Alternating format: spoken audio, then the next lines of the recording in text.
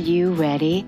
The Kornelia Stephanie Show. Wake up to love, your call to action. Join Kornelia as she empowers others to live heaven on earth. Kornelia teaches listeners how to be the authority over yourself, embracing your inner guru. Feel yourself uplifted into limitless expansion, integrating ease and grace in a changing world. This show will cover topics such as unconditional love, your physical body, how to be in extraordinary relationships, create financial and emotional wealth, embracing entrepreneurship in the new earth.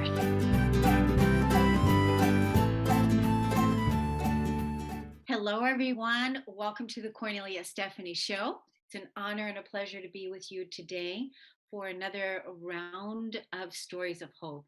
So we're going to go straight into it. My first guest, Benjamin Lueck, he's been married for 17 years. He's got 5 children, 25 years leading and developing teams, 28 years of speaking experience, 8 years of U.S. Army service with a combat deployment to Afghanistan, 10 years as a small business owner. And what do these numbers mean? He's going to share with us what he's up to now and a little bit more about what he's up to and his passion project. Welcome to the show today. Thank you, Cornelia. I really appreciate you having me on today. Yeah, I've got a passion project that has been really just stirring around inside my spirit, inside me for years. A couple of things that happened has really solidified the need to absolutely get this message out to the world. A little bit of backstory for that. I'm a storyteller by nature, so you'll have to let me tell a story. Back in summer of 2019, regular Saturday like any other, thought it was normal. And to keep a long story short, what happened is that while my oldest son was cooking breakfast for our family, he had a focal seizure and ended up with second and third degree burns on both of his hands. So a bunch of tests, a bunch of doctors later, we discovered that the reason that he was having seizures was because he had a tumor in his brain. Went through all the testing. He had 4 skin graft surgeries to repair his hands, and then was scheduled for a brain surgery. At the same time that all this was going on, I was the department manager for an HR department. I lost my second in command, my floor supervisor, to another assignment. So I had to do my job and his job leading a team at the same time. So dual hatting it for a little while there. Eventually, I received a replacement, but this person, I'm to put it very delicately, this person started mistreating my team members behind my back and drove them to the point to where there was a lot of behavioral health issues. The majority of the team, because of the abuse they were suffering without me knowing about it, they ended up having suicidal ideations and things like that. And there was a lot of recovery that had to take place following the workplace investigation that revealed all this behavior. So in addition to that, let's just stack one more thing on top of there. We were gearing up for a deployment, and I was supposed to be getting on a plane the same morning that my son was going in for brain surgery. Thankfully, God is watching out for me, and someone with a lot more authority and rank on their chest than I did decided that it made more sense to reassign me to a different part of the unit that wasn't deploying, and take another officer and plug him in where I had been working because he needed the experience for career progression. So I was actually able to be there for my son's brain surgery. We're now in 2 days, it will be 2 years post-op. It will be just over a year after he got off of all of his medicine and got his clean bill of health. While all of this was going on, I had a couple of coworkers, peers, who were really struggling, and they had a lot of suicidal ideation. And even though I had all this stuff going on in my personal life, all this stuff going on in my personal team that I was leading, it's important to always pay attention to people around you, because you never know when people are thinking thoughts, permanent solutions to temporary situations. And the way that you show up as a leader really has impact on the lives of the people around you. That's what leads into my passion project. My passion project is a book called The Antidote. The subtitle of it is How to Create Insanely Profitable, High Performing Teams That Last Without Creating a Toxic Environment that Makes People Want to Kill Themselves. It's about empowering leaders with the skills and the framework that they need to create life giving environments, to really contrast a lot of the things that so many of us have been through. That releases next month. I'm extremely excited about it. Um, I really believe that it's necessary because workplace related suicide is something that a lot of times we don't talk about. And it's something that we need to address because regardless of the money that corporate America and a lot of these organizations have thrown at behavioral health awareness and things like this, workplace related suicide rates continue to rise 3 to 5% every single year. That's that's incredible. That's incredible that is what we are facing, that it continues to rise. And so obviously there is a problem there. And your book and your passion project is speaking to that cancer, if you will, right?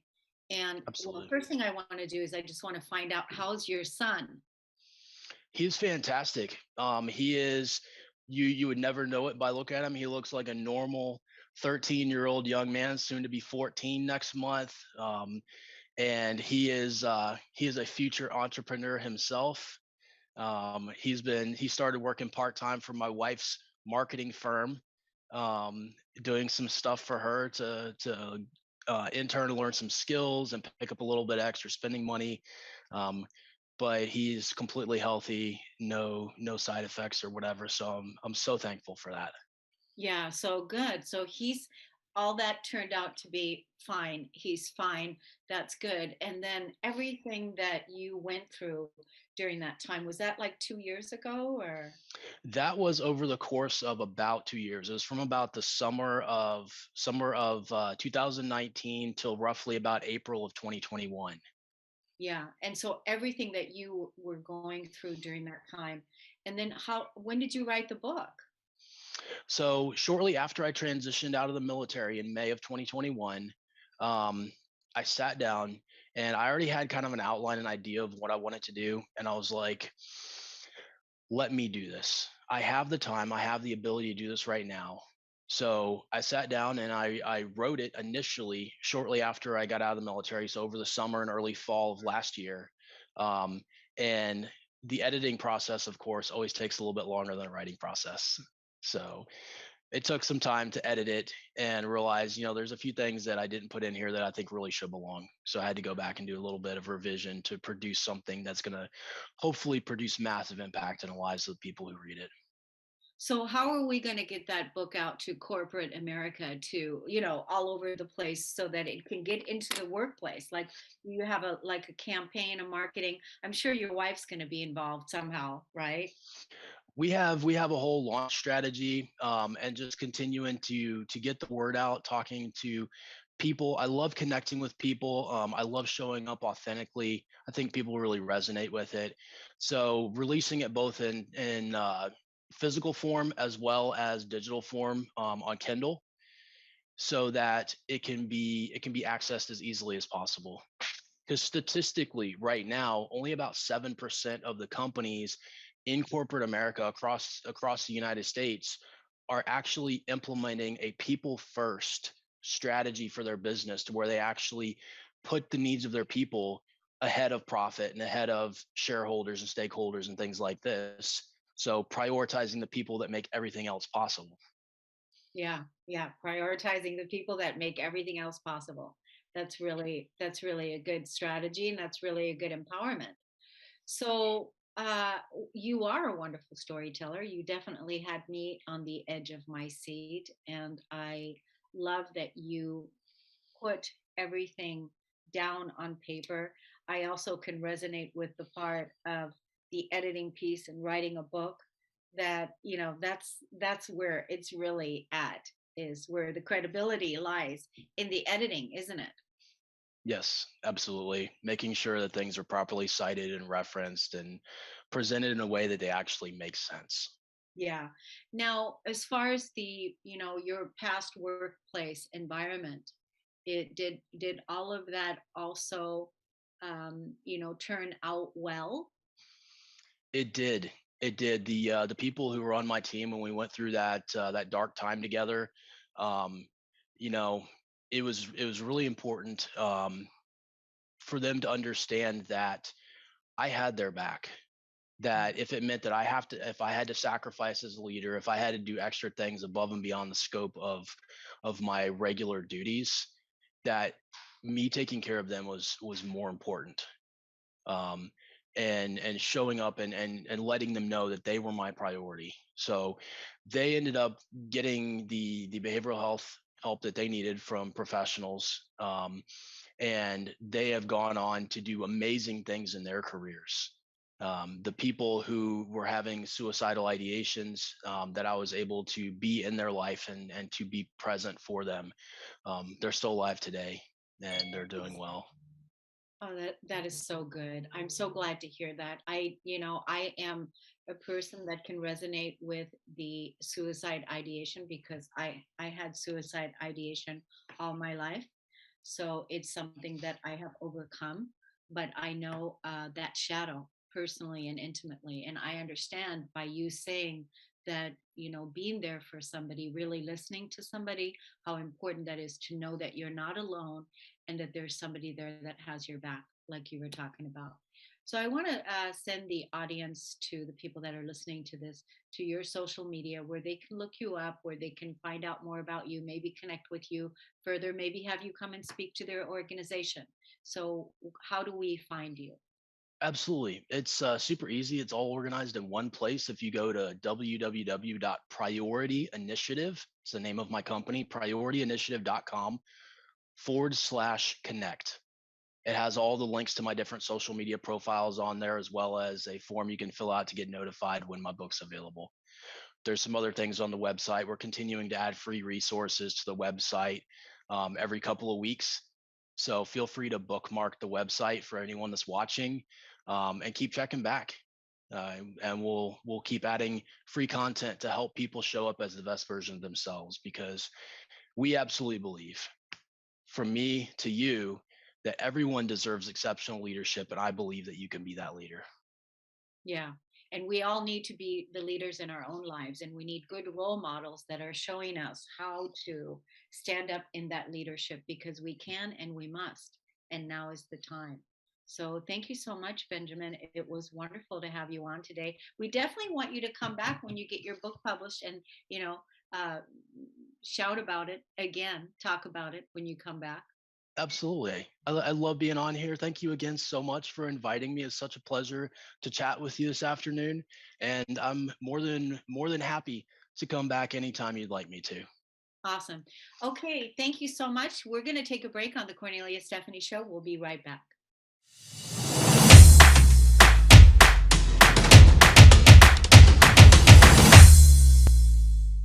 Welcome back to the Cornelia Stephanie Show. I am excited to introduce you to our next guest, Dr. Liz DuBois, PhD. She is a conflict resolution, soul centered executive coach. She does one on one coaching and public speaking and helps clients establish a relationship, a deeper relationship with their own inner knowing, their own inner truth, and how is it that they are here to change the world. From this space, her clients have gone on to establish $1 million businesses, be featured in publications including Bustle and Forbes, and sell tens of thousands of dollars of products and programs within hours of their first sessions. Then go on to have a profound, transformative, world changing leadership experience. Wow, that's really awesome. Welcome to the show today. Hi, thanks for having me. So you're doing a lot of wonderful things that you're helping people to, create their wealth generation. Is it sounds like. That's a component of it. I think the biggest thing that I do is I help people figure out who they really want to be and what they really want to be doing. And once that's clicked into place, it's kind of like puzzle pieces getting snapped in properly. Once that's in place and they can slough off the feelings of I have to do this because my family thinks so, or I have to do this because of money, I have to do this because of yada yada yada. Once we can clear away that debris and help them see the different pieces of themselves that are authentic, that have been kind of set to the side, we can click all of that back into place and help them give themselves permission to just exist authentically. Then money comes naturally because it's a byproduct of doing the things that you're here to really do. Right, right. So stepping into their soul, inner knowing. Mhm. So how did you get started in this work? I know that you are a PhD, but what really got you to do this executive coaching, like this niche orientated Yeah. focus? Yeah. Sure. I went through a divorce. I got divorced, and I was running a nonprofit, a membership association of about 5,000 people. I was the executive director. I was very burnt out. I was over my head with the finances of the organization, with my personal life being in the condition that it was while I was going through a divorce. I had a very young child at the time, and I just hit a wall. Hit a wall. I left the organization and went on a kind of fruitless quest to find a job in a similar organization. I thought I'm supposed to be in advocacy, I'm supposed to be in nonprofits, I'm an executive, this is what I've trained to do. And I kept hitting wall after wall. I had dozens of interviews, so many informational interviews. I had a really strong network, and things just weren't panning out, and I was running out of money, was running out of savings. I had moved my son and I out of the city we were living in and back to DC, which is where I really feel is home base for me. And was at really a jumping off point of I have no idea what the F I'm supposed to be doing, but clearly it's not this. And I was at a hotel for some reason. I must have been on a trip with a friend or something. But I remember I was at a hotel and I go to bed that night and I'm kind of like shaking my fist at God, the universe, whatever you want to call it. I call it God. So I'm like shaking my fist at God and I'm like, you know what? Screw you, buddy. Like, I really followed all of the directions here. I did all the therapy to try to make my marriage work. I did all the things and I just feel hung out to dry. And tell me what I'm supposed to be doing. I will go be a waitress again, which is what I did through college. Like I'll go be a waitress. Just like tell me what I'm supposed to do and I will go do it. And I went to bed. I had a dream. I have no idea what that dream consisted of, but I woke up knowing that I was supposed to be a coach. And I was like, oh, okay. And so I started divorce coaching. I got a certification in divorce coaching. I helped other people through it. A lot of the focus of my research in my PhD program had been on gender-based violence. I had helped found the Center for Gender-Based Violence at this Carter School at George Mason University. That was my first executive directorship position. So I had a really strong background in sexual violence and gender-based violence.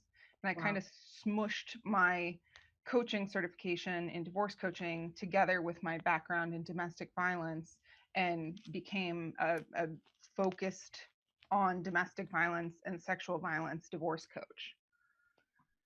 Wow. Wow. So what was my question? What was I thinking about just now? Is so who is your client?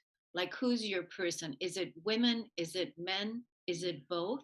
It's both. So there was a pivot and a shift. So I was divorce coaching. I was actually in-house at a law firm in the DC area, divorce coaching, and I had in a row, boom, boom, boom, three different clients who started companies. They were stay-at-home moms, they needed jobs, but they needed flexibility. And so I was helping them do a job search. And at the end of the day, they were just like, you know what, screw it, I'm going to start my own company. And I helped each of them, like our divorce coaching kind of pivoted a bit into building companies. And I've been a business and organizational consultant on and off from age 24. And I was just like, this is way more fun. And I'm way better at it. Like I'm a good divorce coach, but I'm a way better kind of business and, structure and executive coach. My mindset is just much more oriented towards leadership, I think, because of my background. And so I pivoted when the pandemic started. I left the law firm and went out on my own and had a focus on both divorce and executive coaching. That continues at this point. I have almost only executive coaching clients, but I do get the occasional divorce coaching client. And I work with men and women. Yeah, that's really good. I mean, I love how, that all played out, and it started out with you going through a traumatic experience in your own divorce and then completely being lost and not knowing which way to go forward. And it took a form of surrender, right? Where Yes. I had to go and like, hey, what do you want me to do? Where do you want me to go? And then you had the dream, and I love that. I love that you had the dream, and then the dream, with the dream, it showed you that, to start coaching. And Yeah. so you started coaching. So now, the men and women that you are executive coaching. Mm-hmm. So what is it, how does that play out? Like, how do you help people? Like you initially have an intake, or there's there a free call that people can contact you to make an appointment, or how does that work? Yeah, so the mechanics of it are simple. People get in touch with me either through the website, through my social media. I built my company to 6 figures almost exclusively on social media. So people reach out to me via DM on LinkedIn or Instagram or Facebook, and we jump on a call. We hop in Zoom. We figure out whether or not we're a good fit. Kind of have a little first date, and then if we're a good fit, we launch from there. So the progression that I take people on is helping them identify some of the core childhood trauma that they experienced, and I talk about small Yeah. T trauma and acute trauma. So we look at the different aspects of self that are still carrying specific wounds, if you will, that are playing out in their businesses or in the way that they run their companies if they're not the owner, if they're the CEO or some other aspect. I also work with a lot of lawyers, so this plays out in their practices. Um, and from there, we start to shift things. We start to minister to the parts of ourselves that are hurting. So oftentimes, models of change, behavioral change, that people try to like ad hoc implement on their own, right? Look, something like, I'm such a dumbass. I can't believe I did this. Oh my God, I'm self-sabotaging. Can't believe I'm such, I'm an idiot. I always do this, and these are the kind of stories we tell ourselves, right? Because Yeah. we have a socialized belief, and I think some of this has to do with late stage capitalism, and some of this has to do with the way that we're socialized in schools. We have this belief if we're just mean enough to ourselves, then something will magically change, right? And Yeah. I always say to my clients, if you have two kids that want to go to the Olympics, right? They're both track stars. And one has a coach that says every day, "You're such a dumb piece of shit. You're never going to make it. Move your ass." And you have another coach who's like, "Oh, you fell down on this hurdle because of this. Let's change it. You're doing great. I know it. Which kid is going to the Olympics, right?" And so Yeah. we take that approach. We move away from this, I'm going to beat the shit out of myself and hope magically it translates into change. And we move into, what part of me is hurting? What part of me feels unsafe going for X big goal? What part of me feels comfortable staying small? What part of me feels unheard that I can minister to and listen to so that she or he can come out into the light and be seen, right? We do that ministering instead of that shaming and shushing. And because of that, we're able to pull out the parts of ourselves that have been squashed. And once we're in alignment with who we really are, and all of those parts are welcome to play a role in our success, we can do anything we want. Yeah, I love that. I love the process. I love how you laid it all out. My belief is that it's never too late to have a happy childhood. Yes. It's never too late. I have a podcast that I do on the self-realization and the healing the inner child, which is something that's very near and dear to me. I know that that is a lot of the trauma that you're helping people heal and recover as well, so that they can be a whole human being, not a distracted saboteur that is, stopping and blocking things from coming in your life. So that's why having a coach like you, someone that is an advocate that's going to help them restore those parts. What are your social media handles and how can people find you? Sure. On Instagram, on Facebook, I'm just at soul period dr period Liz, Soul Dr. Liz. And then you can find me on LinkedIn. It's just Dr. Liz DuBois, Dr. Liz Degi, excuse me, my maiden name's in there, Degi, Degi, and then DuBois, Dubois. So Liz Degi DuBois. Yeah, and do you also have a website? I do. It's just souldrliz.com. Souldrliz.com. That's easy. It's for those people that are listening right now that are driving and trying to remember, because when they're hearing it as they're driving or whatever, trying to remember. I always like to leave them with the most simplest way to connect to the guests that they were listening to. So what is it that you want to leave the audience with today? What is the final word from you? Final word, stop beating the crap out of yourself. Love. It's not gonna help. I have a new course coming out called Transformation Codes. It's all about shifting, making little shifts so that you can make big changes. And the premise of the whole darn thing is if you stop beating the crap out of yourself, you'll have a lot more emotional energy to invest in making meaningful change. Yeah. And there's no greater time than now to do that. Thank you so much, Dr. Liz, for being on today. It's wonderful to meet you. Thanks for having me. We're going to take a break on the Kornelia Stephanie Show. We'll be right back.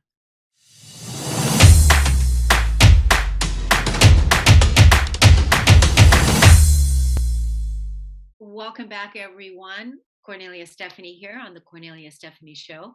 My next guest is an entertainer. His name is Tyler Jones, and he streams Twitch and posts videos on YouTube. He enjoys playing video games and talking about anime. He loves spreading kindness. I can feel that from him. You'll see that immediately when you meet him. He loves spreading kindness and making others laugh so he can brighten other people's days. Tyler Jones is a mentor, he's an advocate and entertainer, and he has a passion for mentoring. I don't know what that is, but he's going to tell us LGBTQ and youth and young adults through struggles that they generally face.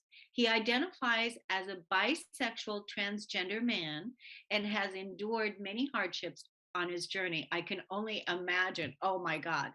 He's also an advocate for the LGBTQ community and the mental health system in America and many other topics. He aspires to educate others on various topics in hopes to make the world a kinder and more accepting place. Thank you so much, Tyler, for being here. Yes, thank you for having me. So good that you're here to make the world a kinder and better place. Oh my Yeah. God, we need it, right? Yes, absolutely. Now more than ever. So you've had quite the story. You have quite the life. What Yes. is it like? What is it like to be a transgender man? Um, it's a lot different now than it was when the journey started. Personally, it was I figured it out when I was 14, and that's when I started to like tell everybody in my life to start um, calling me by the name that I preferred and like different pronouns and everything. So when it started and in the early years of it, it was a struggle is an understatement because I just spent so many years feeling like I was a prisoner of my own body because it just didn't feel right. It wasn't what I wanted. It wasn't who I wanted to be. And I didn't perceive myself as who I wanted to be, and other people didn't perceive me as the person I wanted to be. So when it started, it was very hard, and there was a lot of emotions about myself and society, and feeling like I wasn't, right in a certain way. But now it's a complete 180. Now I'm so proud of myself and incredibly happy with myself, and I really have stepped into the person that I was always meant to be. Yeah. So you know now that you were always meant to be the transgender man, Tyler, Correct. and that basically that now that you've accepted yourself and that you really like yourself and you feel comfortable in your body through your acceptance, that now you feel like you're home. Yes. Yeah. I feel very at home and safe and comfortable in my body for first time in many years. So, how did your family take this experience? Um, Initially, it was not good at all. Both of my parents had very religious upbringings, and they kind of used that as fuel for the acceptance not really happening. So for the first, I think, 4 or 5 years or so, it was pretty rough, and they didn't really understand it, and they didn't really like get what it all was or anything like that. But there came a point where I was kind of just like, hey, like this is who I am, and if you accept me, great. If you don't, that's okay too. And that's kind of when they really realized, like, oh, this is serious. This, like, you're serious about this, and we love you, and we don't want to compromise anything for that. So they started to really make a total change. So my entire family is very accepting now. Wow, I think, and again, I think it's through your experience, your pain, Hmm. everything that you came to live and experience to liberate yourself and then to liberate the family as well. I mean, Absolutely. it starts at home, right? It starts at Yeah. home. But I mean, you guys had to do now you're doing it as a family unit because with the parents accepting you, and then of course that religious programming Hmm. that that must have been hard for them. Yeah. It was very long journey for that as well. Yeah. So what do you see out in the world now? I don't know. So is it okay Mhm. to say your age? Yeah, yeah. I'm 23 years old. 23 years old. So what do you see right now out in the Mhm. world for, people your age and transgender communities? Do you see like a lot of in the closet kind of experiences happening, and there's a lot of suffering and not, and that thing, and that's why you want to come out in this Mhm. way and talk about it?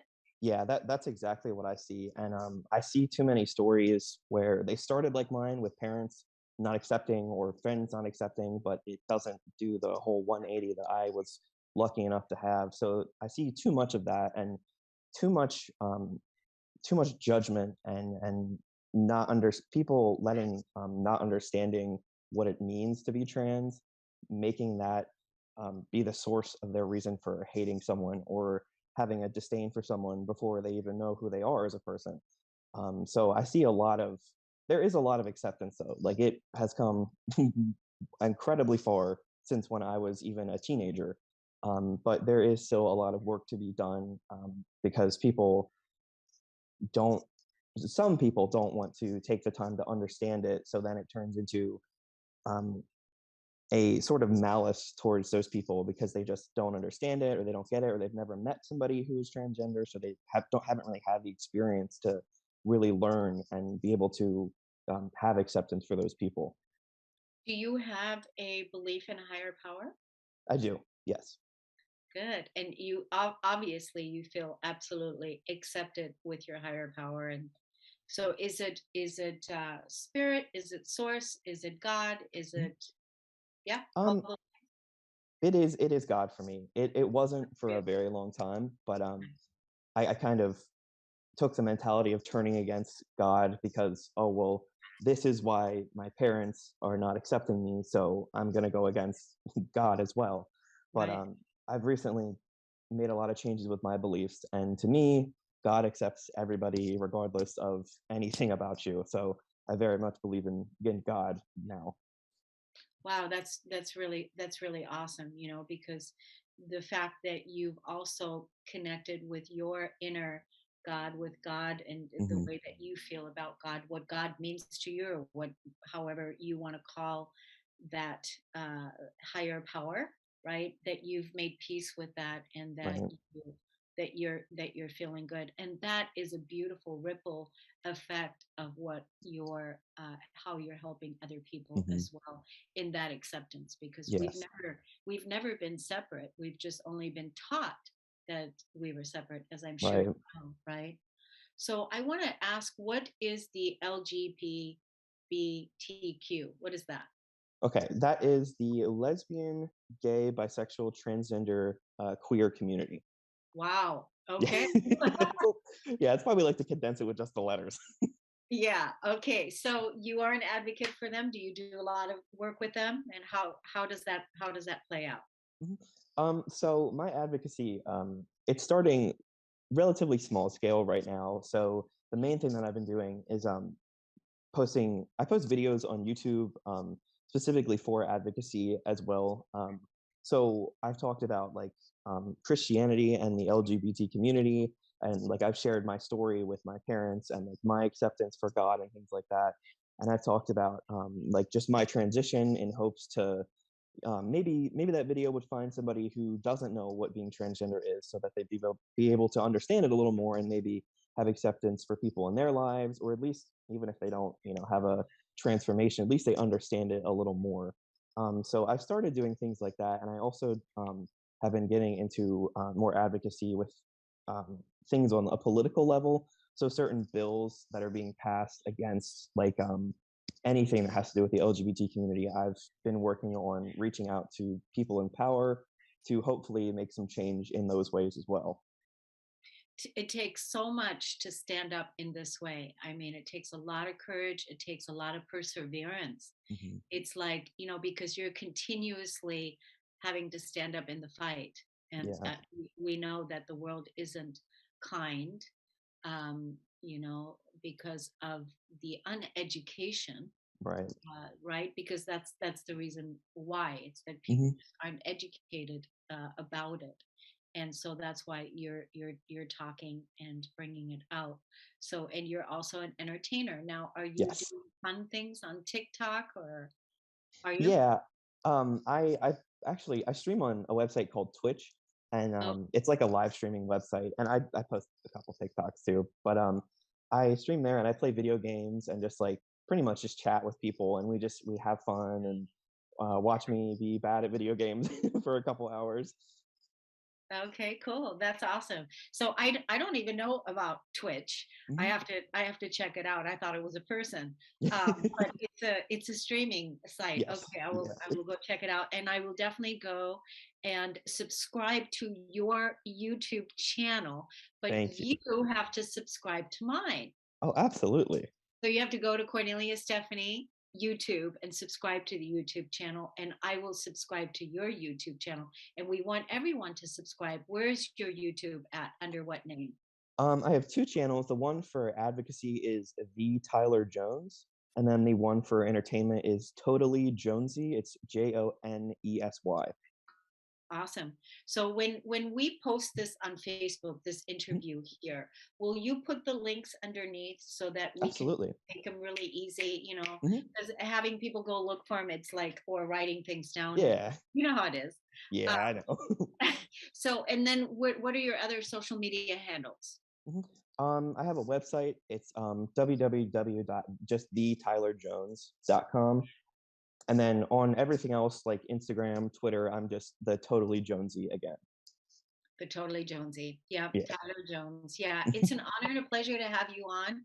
Like I Yeah. said, as soon as I met you, I was like, I just want to give you a hug because you just exude this energy of kindness and softness. And Thank you so much. it's not easy to do what it is that you're doing out in the world with Right. so much resistance. So may there be more acceptance because of you. Absolutely. That's what I'm hoping for. Yeah. That's the goal. Wonderful. Well, thank you so much for coming on the show. Mhm. We're going Thank you for to having me. hopefully have you come back on one day, and we'll see you again.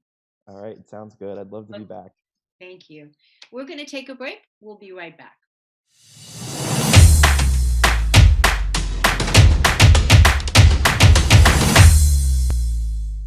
Welcome back, everyone. My next guest is Kathy Devaney.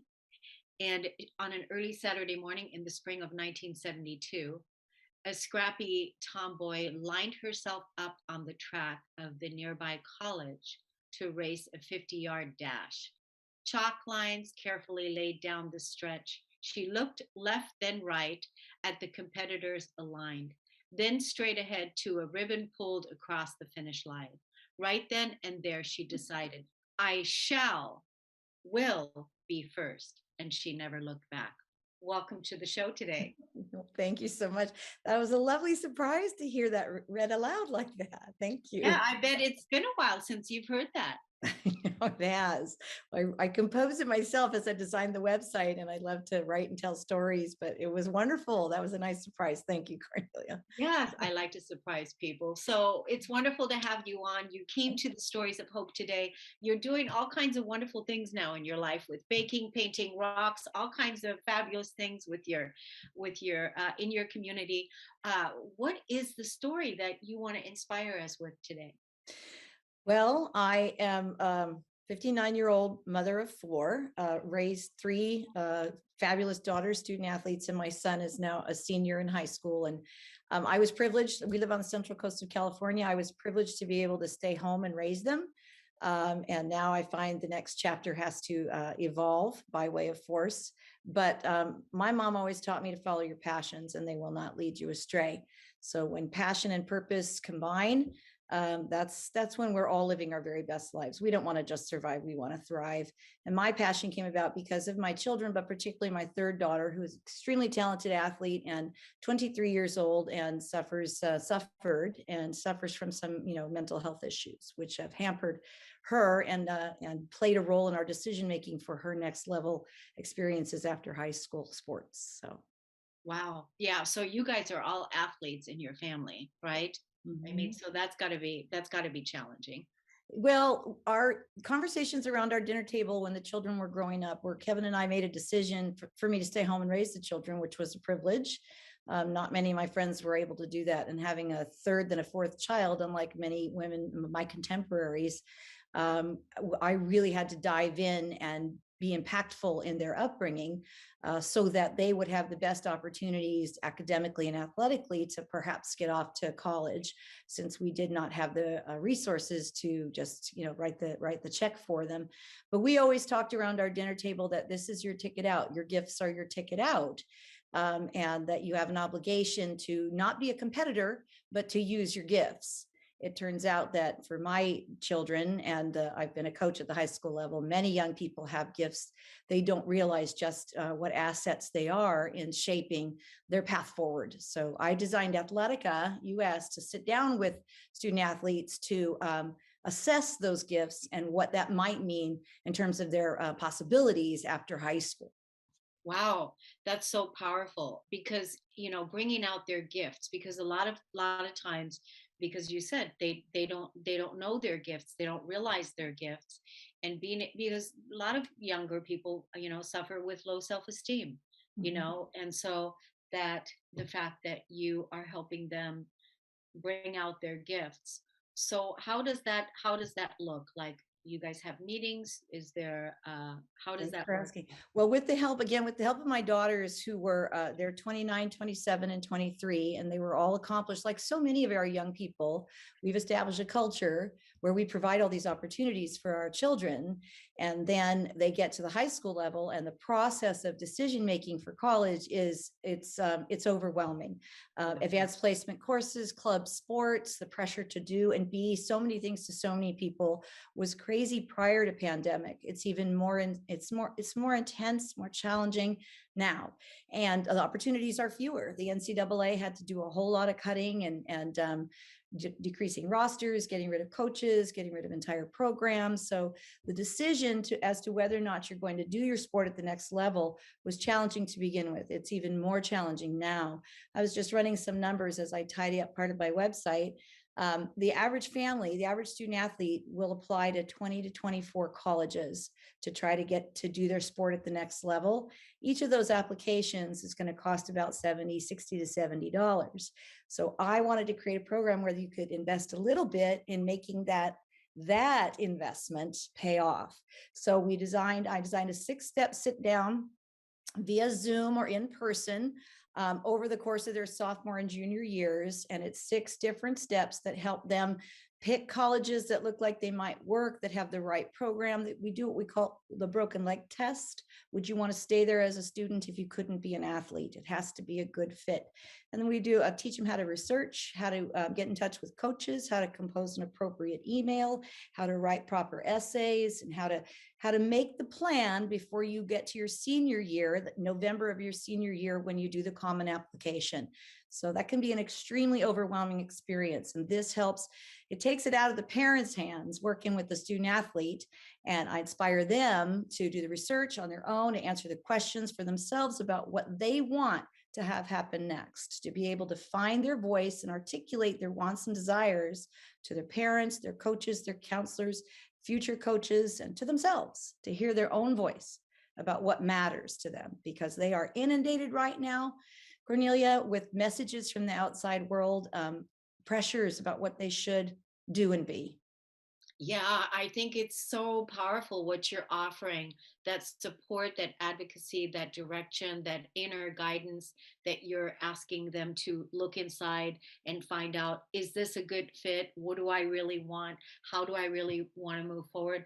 I mean, how do people find you? I mean, or how do you find them? How do they find you? How do you find them? Well, because I've been at this undercover for the last 4 or 5 years. Like I say, my third daughter, Cora, her story is, she's quite open about telling it.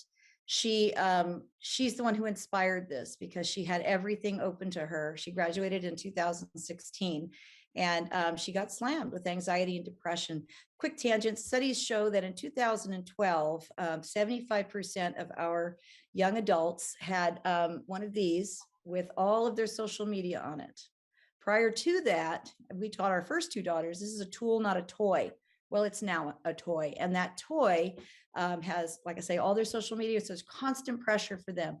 So that's when we started to see the uptick in anxiety and depression for kids. That's why I started having conversations with people. So we developed the website when I finally got some resources. It just went live last month. I've been a radio talk show host, talk guest on one of our local shows. Folks in my neighborhood know who I am and what I do. It's now time to start to get the word out. So this is actually a wonderful opportunity to begin that process on a little bit bigger scale. The website is available, www.athleticaus.com, and all the information is there. I offer a free 30-minute consult to just shoot the breeze, talk about what this might look like for your student athlete. There isn't really anything out there quite like this. There are lots of services that charge between $4,000 and $10,000 to help you choose a college and make sure you take your SATs on time and all that sort of thing. But nothing really addresses what's going on personally with these kids. I have mentors at a very high level, the Olympic and very high NCAA level, who I'm working with to help me shape this messaging as well. And they've said, all of them have said, there's nothing like this. So I'm kind of inventing a wheel. I hope someday that I'm completely changing the dialogue that parents have with their children about expectations. But I'm really hoping to reach parents who will say, Kathy, will you please sit down with my student athlete? They're not listening to anything I say. And we really want them to feel empowered making the decisions that about where they might want to go to school after they finish high school, or if they even want to. We want them to know why they're going, not just where, but why do you want to do this at the next level? Answer some really important questions before they begin to hit that common app and figure out all that important stuff senior year. So I just want to say kudos to you for listening to your daughter. Mm-hmm. That because she's the one that spearheaded this, and so nothing like this has been done before until now, and obviously it's something that is really needed. I feel confident and I feel empowered listening to you. Like, yeah, that would make me want to reach out to you because of what you're saying. So definitely want to get the word out, help you get the word out, and I appreciate very much what it is that you're doing. Let's send the audience again to the website again. Go ahead. Oh, for me, yes, www.athleticaus.com. It was Athletica slow. I was just going to do it right here in my hometown, but I've been inspired to make it more broad reaching. Yeah, I think this is a wonderful new beginning for a movement that needs to be ignited so that those students can start tapping into their gifts, and don't go to a place where anxiety gets started, like you said, and bombarded with all these ways of what they should be doing instead of feeling really aligned and excited about where they're going. Is that right? If I may say, yes, I've been coaching at the high school level straight now for 16 years since my first daughter got up there in 2006.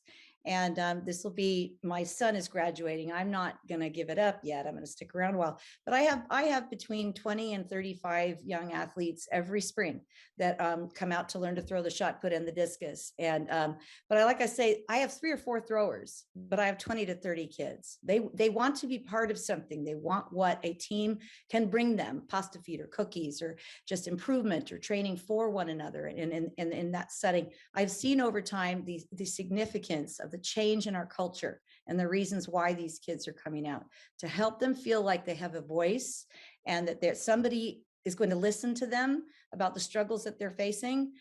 It's huge. It makes a big difference. And it is inspiring me to continue to change our conversation with those young people. Trust them, listen to them, ask them the right questions, guide them to hear for themselves and to trust their inner voice. That's so beautiful. I think that's the big thing, is someone is curious and interested and is listening to you and wants to listen to you and wants to hear what it is that you have to say and, the direction that you feel led to go in. So thank you, Coach Kathy. It was wonderful to have you on the show today. And I wish you many, many new beginnings and much luck with everything that you're doing. Thank you, everyone, for listening and tuning into this series today of Stories of Hope. We'll see you all again next week. Take good care. You've been listening to the Kornelia Stephanie Show, Wake Up to Love, your call to action. Tune in each week on Transformation Talk Radio. Kornelia's joy is to engage others in practical ways, showing us how to live in the new earth in harmony with our true nature. For more information on Kornelia and her extraordinary work, or to listen to past shows, go to her website at korneliastephanie.com.